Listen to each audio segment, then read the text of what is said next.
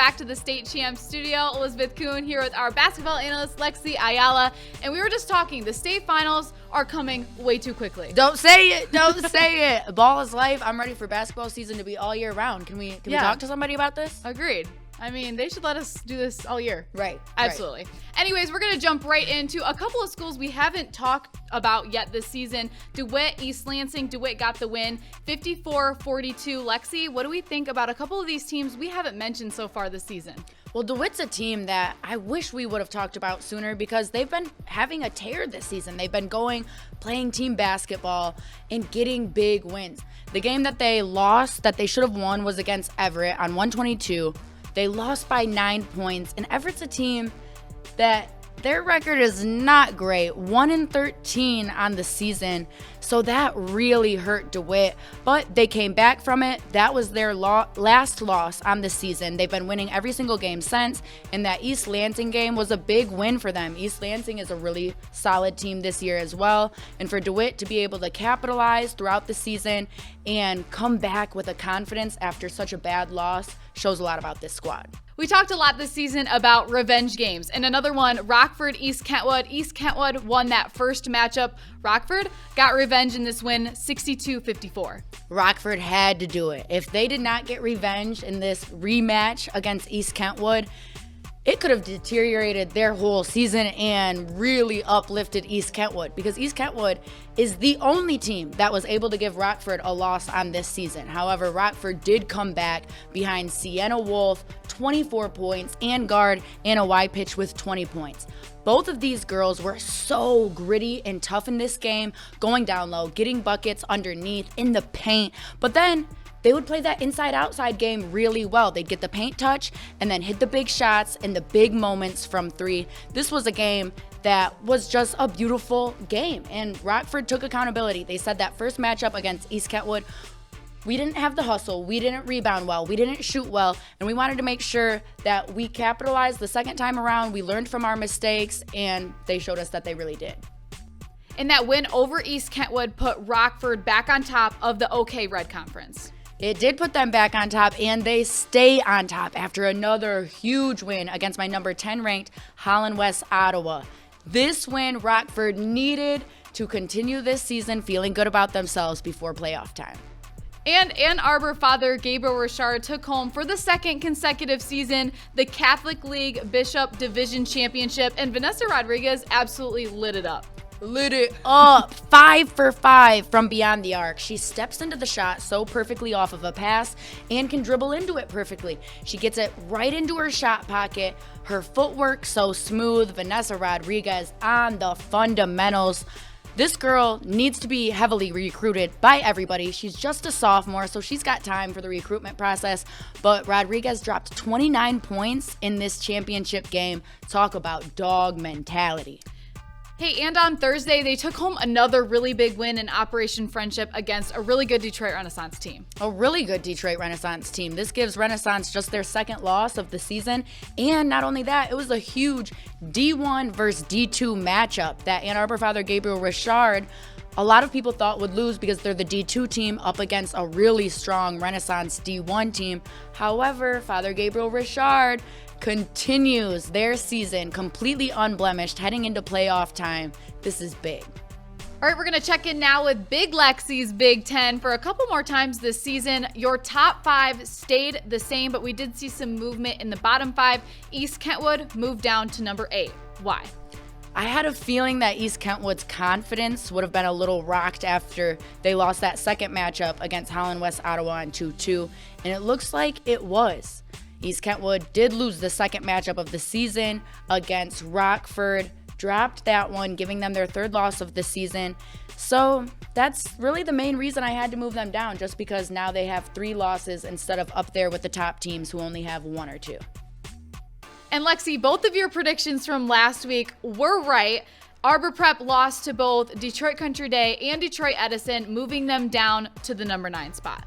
It did move Arbor Prep down to the number 9 spot because 2 back-to-back losses gave Arbor Prep now 4 losses on the season.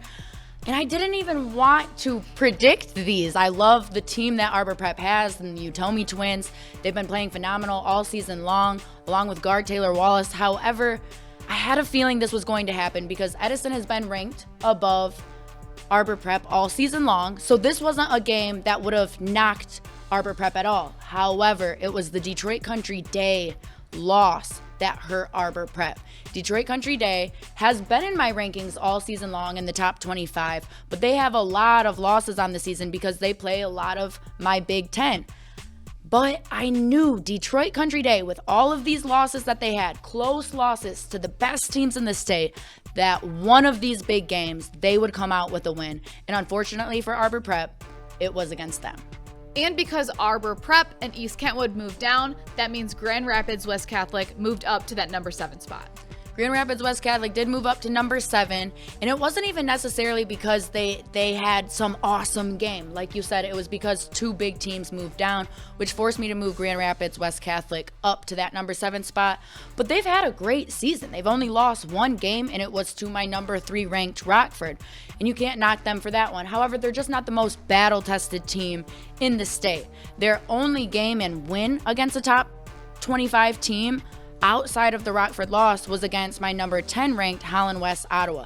Other than that, Grand Rapids West Catholic have had some kind of cupcake teams. However, I was looking at Grand Rapids West Catholic a little sideways last week because they only had a 13-point win against Allendale, which is a team that's just 4-13 on the season. So I believe that Grand Rapids West Catholic needs to start playing a bit more dominant down the stretch before heading into playoff time. Hey, we want to see all of your big plays. If you got them, send them in. Instagram, Twitter, Facebook, whatever you got, we want to see them. We really want to see your big plays because all season long, we're talking about the Big 25, the best teams in the state. But you don't need to be one of the best teams in the state to have one of the best plays of the year. So send it in. I got to talk about my little sister, Jalen Ayala, last week, but we need more, Liz. We do. This week, we got a chance to sit down with the Utomi twins, Stephanie and Stacy, and they're super excited for this last half of the season. Whew, Stephanie and Stacy Utomi really have a chip on their shoulder, and they're taking their senior year seriously.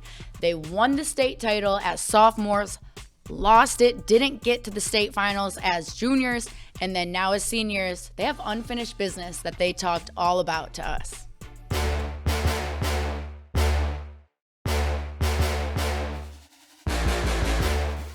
Hello everyone, Elizabeth and Lexi here with the Utomi sisters. Thank you guys so much for hopping on today and taking some time to chat. Of course, thanks for having us. Yeah, and looking at your guys' season so far, Arbor Prep sitting at 14-4. You guys have been in Big Lexi's Big Ten all season long. You know, in your opinion, how do you feel like this group has handled the season so far? I feel like we've done a good job. I mean, a lot of our teammates, they've kind of like stepped into new roles, so adjusting to that has been fun to watch for them. A lot of the players that we have now on our team, like, yes, they were here last year, but they weren't able to play because of either transfer rules or because of like injury. So I mean, like, just now having everybody, you know what I'm saying, and like us like putting the pieces together, it's been a beauty to watch. So I mean, awesome. And y'all did win the chip, the state finals, your sophomore year. Missed it junior year. But now, is there an extra chip on your shoulder this year being your senior year, wanting to get back and win that one? I mean, for sure. It's kind of bittersweet. But I mean, it being like the last dance for us, kind of like, it means it's like last dance, you know what I'm saying? Like, there's really, for us in our minds, it's like, there's only one way to go out. There's only one way to go. There's no other option. Right? So we have to win. So it's like, and like now being in February and whatnot, then thus moving forward, every game is no longer just a game. It's preparation for the championship game. Like, yeah, like the whole season building up has been preparation, but now it's like, okay, like now it's kind of real. Yeah, like now it's like hitting home. Like, we're seniors, like, let's go. Like, Yeah, you guys have been able to go out and lead this team each and every game. Can you talk about that leadership role that you have at Arbor Prep?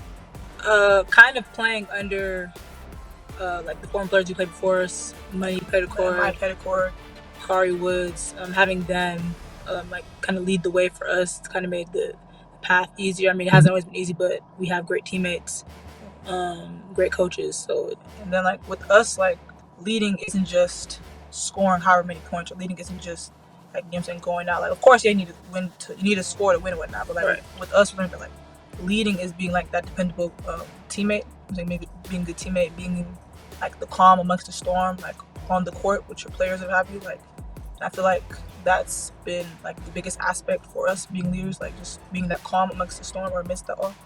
So yeah. Well said, man. Thank you. You know, and to me, leaders are people who are able to take accountability, but also keep the confidence. So talk to me about how you guys have been able to navigate back-to-back losses, but against two big-time teams, Detroit Edison, Detroit Country Day. How are you going to bounce back from that? I mean, we had a talk with our team or whatever. I mean, just like going back to the drawing board, seeing where we need to clean up on, seeing where you know, like things fell through, and then just learning from it. You know, we don't have time to get in our feelings or time to mourn or whatever. It's right now, it's just like a matter of, you know, going. Yeah. Both Country Day and, you know what I'm saying, Detroit Edison, all, you know what I'm saying, great team, great coach. Well, no, Monique Brown, she's a heck of a coach, you know, and they have a great squad of happy. And I feel like there's just no time to like dwell over it. It's just like, we know what we need to do, like we know what it takes to win. It's just back to it. Yeah. Yeah, and you guys have a really great squad this year. What makes this group so special to you guys? Well, our program has always prided ourselves on defense. And now we all have that that defensive like knack and that defensive dog within us, you know what I'm saying? Even if our shots aren't falling, even if, you know what I'm saying, we're having a bad night offensively, what we always like hang our hats on, and what we're gonna hang our hats on moving into the tournament is gonna be our defense. So yeah, I feel like that's what kind of sets our team like over the edge. Like, yeah, we have great scores in Taylor Wallace, you know what I'm saying? Heck of a 3-point shooter, you know what I'm saying? Obviously us, and then there's other players like Arbor, you know, all that. But what takes our team, I feel like, is that defensive side, that defensive mindset that we all have. I feel like that's what's really gonna take us far to where we want to go. So, yeah. 100%. You got to have the dog in you to play the teams that you guys have been playing all year long, especially being a D3 team. You know, you guys are playing D1 teams, the best D2 teams in the state all year long. Tell me about how important it is to stay battle-tested this season before heading to the Breslin. I mean, when you get to the state tournament, I mean, you're playing different types of teams. So just, you know, having played the Gabriel Richards, the Edisons, the Country Days, the Lowells, it's kind of, you know what I'm saying, made us sharper because, you know what I'm saying, we've played against different schemes, we played against different offensive. You play, like you see a variety of teams, whether it be like, oh, they're playing zone. So it's like having played against multiple defenses, against all these teams that have, it just makes us more, in our mind, it's like, okay, it's nothing that we haven't seen before. So it's like, right, yeah, we're not afraid, we're not going to shy away from it. Moving forward, what would you say you're most excited for? What are you looking forward to most as you guys round out the season? For me, I'd have to say these states, like the whole winning states, the opportunity to, you know what I'm saying, try and win it one more time, and then just the whole experience of it. The climb back to the top. I'd say, I think that's what I'm most excited for, like that climb back to the top.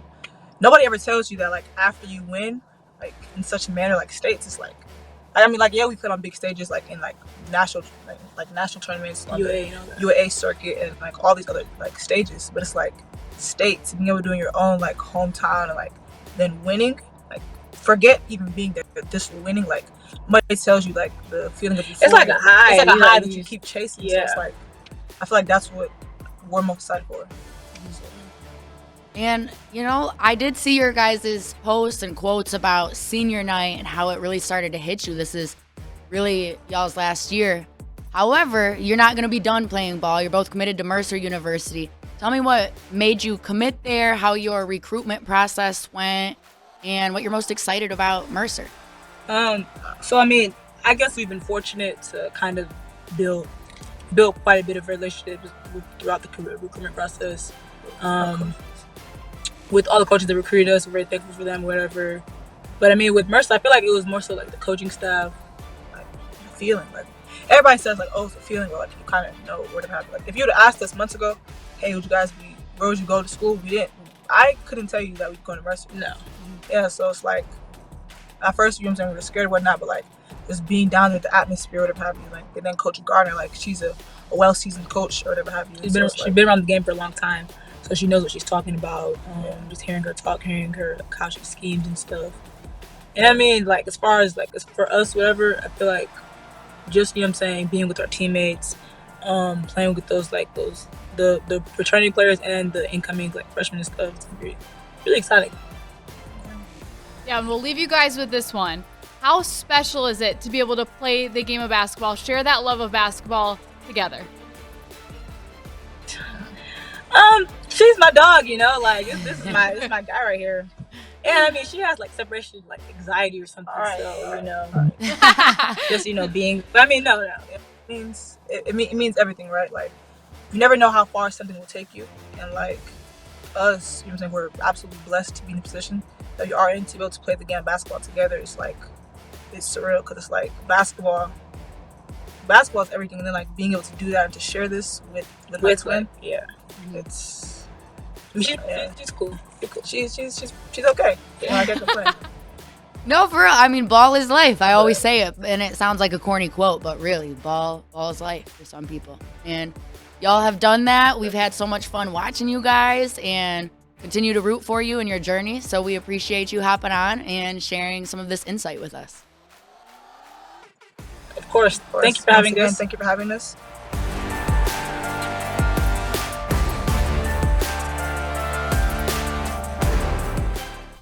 And we've got another big week of games in Lexi. We want to see if you can get your predictions right yet again. Belleville will be taking on Detroit Edison. What do you think for that one? Ooh, the pressure is on, Liz, especially because this is such a big game between two teams who are neck and neck all season long. And I went into a nitty-gritty comparison between Belleville and Edison. Belleville has only one loss, and it is to an out-of-state team, so that doesn't knock them much in my in-state rankings. But Edison has 2 losses, one to an out-of-state team that's really good, that of course, again, I'm not knocking them for, but the other one to West Bloomfield, who, how can you knock Edison for losing to my number 1 ranked West Bloomfield?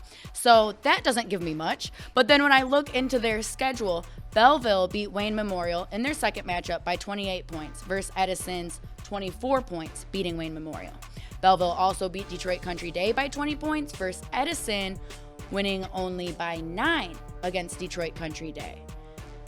So I think I'm going to go with a little bit of an upset and pick Belleville to win the Edison game. All right, I'm going to give you another tough one. East Kentwood versus Grand Haven. What do you think? This is another tough one because East Kentwood is a team that recently lost a big game against Rockford that could have messed with their confidence. But Grand Haven is a team that started off the season in Big Lexi's Big Ten. However, right now they're at number 11 because of having just too many losses against teams that they could have beat. So I'm going to go with East Kentwood getting their confidence back and winning this game against Grand Haven. All right, Lexi, we'll see if your predictions are correct yet again. Make sure you guys tune in next week for Hangtime.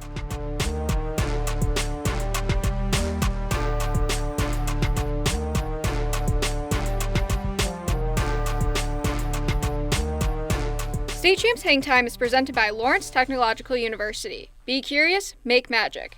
Hangtime is also brought to you by the Michigan High School Athletic Association, promoting the value and values of educational athletics. The Michigan Army National Guard, proud partner of the MHSAA, and the Detroit Athletic Club Foundation Athlete of the Year Award.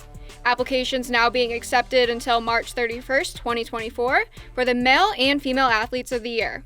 Download the application today at dacathleteoftheyear.com. You cannot be nominated if you do not apply.